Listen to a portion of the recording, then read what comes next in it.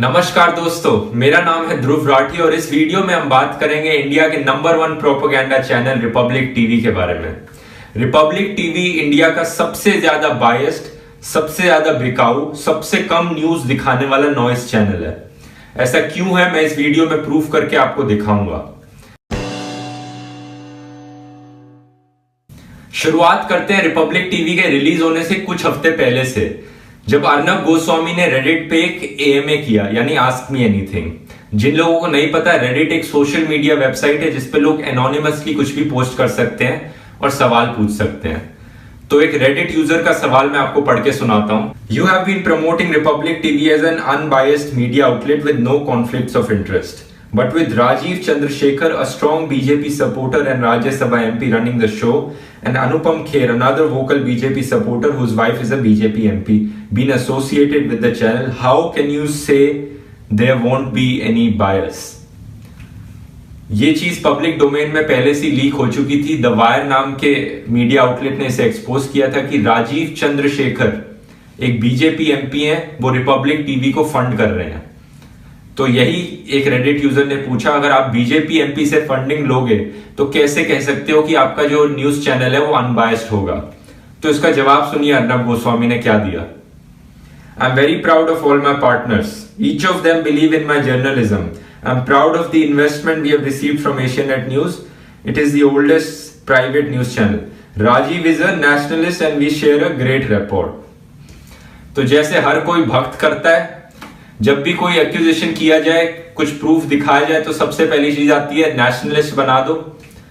Typical escapism का root Arnab Goswami ने यहां पे लिया। जब उनको एक्यूज किया गया कि वो बीजेपी फंडेड हैं, जो कि वो हैं, उन्होंने इस बात को आंसर करने की जगह बोल दिया, भाई राजीव इज अ नेशनलिस्ट, जो कि बीजेपी वाले हर जगह बोलते रहते हैं। कोई मर्डरर हो, कोई रेपिस्ट हो, अगर बीजेपी में होगा कोई, तो नेशनलिस्ट जब ही बन जाता है वो। क्योंकि द वायर ने एक्सपोज किया था इस चीज को, तो अर्नब गोस्वामी की द वायर के बारे में राय सुनिए। About the Wire, less said the better, they are using my name to try and get some followers on their crumbling news site. फिर से जो चीज पूछी गई उसका कोई जवाब नहीं दिया, एक उल्टा एक्यूजेशन और कर दिया और गालियां देनी शुरू कर दी। तो ये चीज प्रूफ बहुत आसानी से हो गई थी पहले ही कि बीजेपी फंड कर रही है रिपब्लिक टीवी को।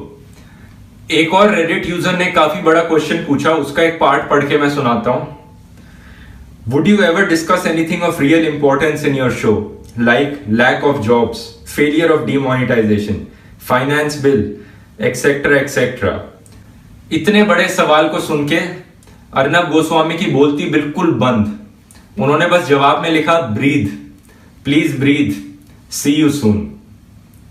तो अगर आपने थोड़ा सा भी रिपब्लिक टीवी को देखा होगा तो आपको पता लग गया होगा जो इस एएमए ने प्रिडिक्ट किया था वो चीज कितनी सच हो चुकी है। अब जिन लोगों ने नहीं देखा है, मैं उनके लिए बता दूं, रिपब्लिक टीवी पे आपको कभी भी काम के इश्यूज पे डिस्कशन नहीं मिलेगी, बात करने को नहीं मिलेगा।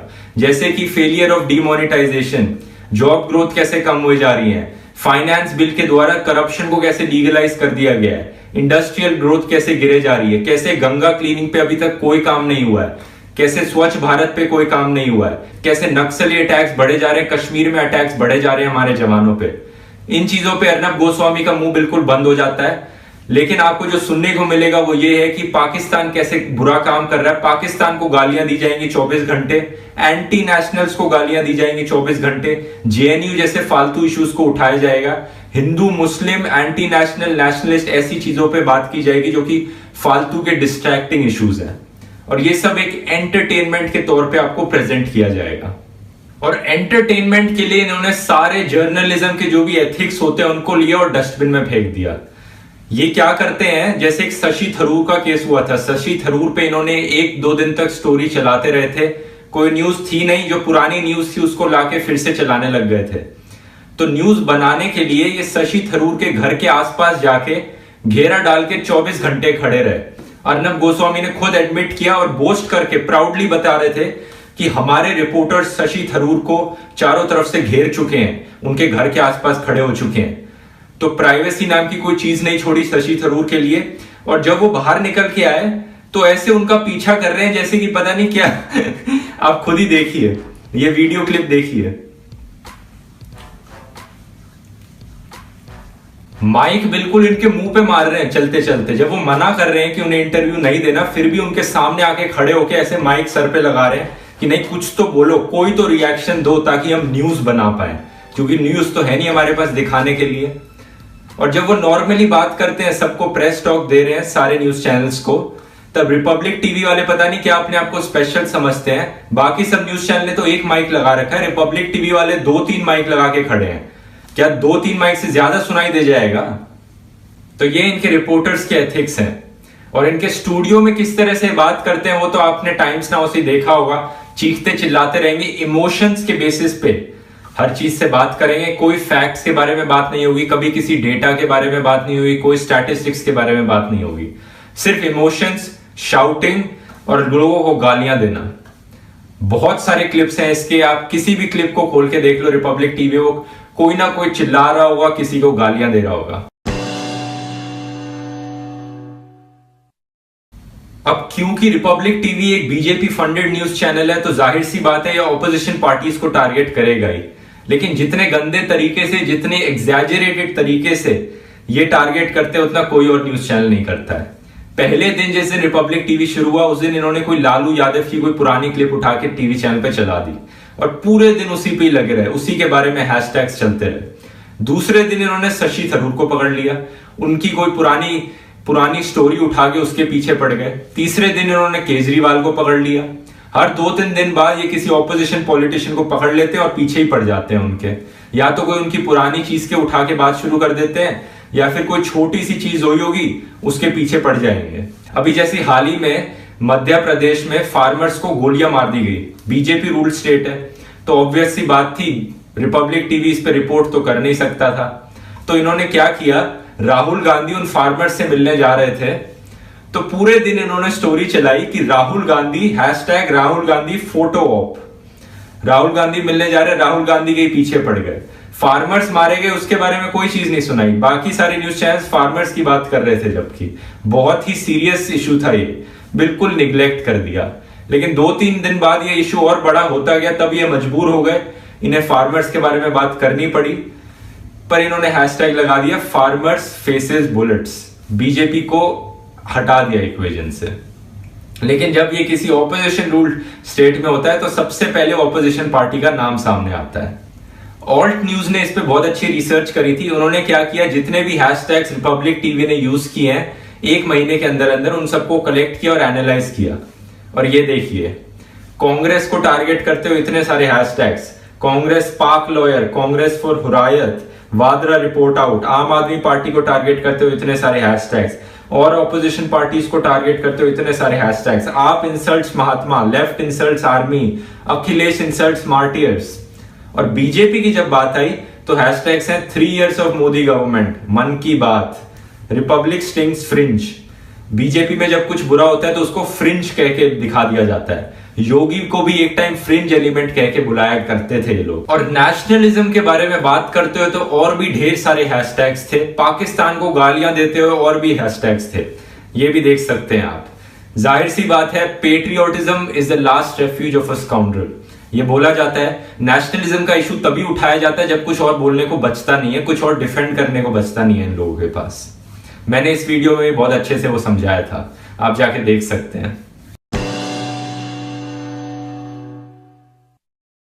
और ऑब्वियसली इंटरव्यूज में भी अर्नब गोस्वामी जब किसी बीजेपी लीडर के साथ इंटरव्यू करते हैं तो उनका जो जितना चिल्लाना चीखना है वो सब चुप हो जाता है, और पता नहीं उनका एक नया ही फेस सामने आता है। जैसे ये योगी के साथ एक इंटरव्यू था, उसमें कितनी शांति से बात कर रहे हैं, कितने क्यूटली बात कर रहे हैं। डेवलपमेंट तो बिल्कुल है, और आपने डेवलपमेंट के लिए अच्छा काम किया है, और the government is also help to, ये फोकस तो है। तो मैं घुमा फिरा के नहीं पूछूंगा, आपको डायरेक्टली पूछूंगा। आप डायरेक्ट पूछिए। मैं तो डायरेक्ट ही पूछता अब घुमा फिरा के नहीं पूछूंगा। आपने पिछले 2-3-4 सालों से, अगर आपके जितने राजनीतिक स्टेटमेंट्स है, आपके पॉलिटिकल करियर को, क्या मैं आपको, can I continue with my line of question? बिल्कुल। अगला सवाल मेरा ये है, मुख्यमंत्री जी उठा रहा, आपने जो दिशा दी, आपने जो निर्णय लिया, उसके बारे में नहीं पूछ रहा मैं, मगर मैंने जो सवाल आपको पूछा उससे आप थोड़ा सा नहीं मैं कितने क्यूटली देखिए योगी आदित्यनाथ की जो अचीवमेंट्स हैं उनको खुद ही बोल दिया उन्होंने। will not question your working style, the amount you work, आपकी कमिटमेंट जो फार्मर्स इशू में है, जो आपने इतने बड़े लोन वेवर्स दिए हैं इस समय जितना फार्मर्स डिस्ट्रेस हुई है, 24/7 चीफ मिनिस्टर कहा जा रहा है आपको इस वक्त, that you are a 24/7 chief minister. आपने गवर्नमेंट हॉलीडेज कट डाउन कर दिए हैं, लोगों को छुट्टी नहीं मिलती है सरकार में आजकल योगी आदित्यनाथ जी के साथ काम करते हुए। एक नो टॉलरेंस अप्रोच है करप्शन के लिए, एंटी लैंड माफिया पे आपने काम किया है। और ये देखिए किसी ऑपोजिशन पार्टी के लीडर के साथ उनका इंटरव्यू, इतना चीखेंगे इतना चिल्लाएंगे, बिल्कुल बोलने का ही मौका नहीं देंगे दूसरे आदमी को। It's not my acceptance. No, it is not for your. It doesn't matter if the people don't accept. Just it. listen to No, me. 1 second. 1 second. See, Arvind. I am coming to that. Arvind, Please allow me to complete my sentences. 1 minute. Let me complete. How many people? Let me complete my sentence. How many people watching this interview right now will say? तो agenda बहुत clear है Republic TV का, मैं फिर से summarise कर देता हूं। नंबर 1, ऑपोजिशन को जितना डिफेम हो सकता है उतना डिफेम करो। नंबर 2, बीजेपी को नेशनलिज्म से इक्वेट करो, ऐसा दिखाओ कि जो भी बीजेपी के अगेंस्ट बोलेगा वो एंटी नेशनल हो जाएगा, टिपिकल भक्त जो करता है। नंबर 3, जब भी रियल इश्यूज के बारे में बात कर ली जाए उनको छुपाने के लिए, अपने फेलियर्स को छुपाने के लिए ये फालतू के इश्यूज उठाओ, डिस्ट्रैक्ट करो व्यूअर्स को, मैनिपुलेट करो व्यूअर्स को। नंबर 4, जितना न्यूज को हो सके एंटरटेनमेंट के तौर पे दिखाओ, टीआरपी गेन करने के लिए। जितने इमोशंस डालोगे उतना बेहतर होगा, एंगर सैडनेस जैसे इमोशंस और भी बेहतर है। अब इस वीडियो को देखने के बाद कुछ लोग कहेंगे, स्पेशली भक्त लोग कहेंगे, नहीं नहीं भैया एनडीटीवी भी ऐसा ही करता है, एनडीटीवी भी है, एनडीटीवी एंटी नेशनलिस्ट है। मैं पहले बता दूं कोई भी और न्यूज चैनल इतनी घटिया जर्नलिज्म नहीं करता है। टाइम्स नाउ इसके बहुत क्लोज आ जाता है, वो जितना चीखता चिल्लाता है फालतू के इश्यूज पे, लेकिन और कोई न्यूज चैनल इसके क्लोज भी नहीं आता है। एनडीटीवी पे कभी भी आपने देखा हो कोई इतना चीखते हुए देखा है किसी को? सब आराम से बात करते हैं, ज्यादातर टाइम फैक्ट्स पे बात हो रही होती है, डेटा पे बात हो रही होती है। तो इतना ओपनली बायस्ड और इतना ज्यादा प्रोपोगेंडिस्ट कोई और न्यूज चैनल नहीं है हमारे देश में। पूरी दुनिया में ही ऐसे बहुत गिने चुने चैनल्स हैं। तभी मैं कहता हूं जो नॉर्थ कोरिया का डिक्टेटर है किम जोंग उन, वो भी इस चैनल को देखेगा ना बहुत इंप्रेस हो जाएगा, कहेगा मैं क्यों नहीं बना पाया ऐसा चैनल। क्योंकि अगर आपने नॉर्थ कोरिया का प्रोपोगेंडा टीवी देखा होगा तो उसमें भी इतने ही गंदे तरीके से बायस्ड खबरें जरूर दिखाते हैं, लेकिन वो बहुत शांति से बात कर रहे होते हैं, उसमें इतने एंटरटेनिंग वे में प्रेजेंट नहीं कर पाते कि जो व्यूअर्स है ना वो अट्रैक्ट हो जाए प्रोपोगेंडा से। इसलिए तो दोस्तों इस वीडियो को शेयर कीजिए, हर हिंदुस्तानी तक रिपब्लिक टीवी और अर्नब गोस्वामी का सच पहुंचाइए। यहां पे क्लिक करके आप मेरे इंस्टाग्राम, ट्विटर और फेसबुक पेज पे फॉलो कर सकते हैं मुझे ऐसे और वीडियोस देखने के लिए। यूट्यूब पे भी आप सब्सक्राइब कर सकते हैं यहाँ क्लिक करके। हम मिलेंगे अगले वीडियो में फिर। धन्यवाद।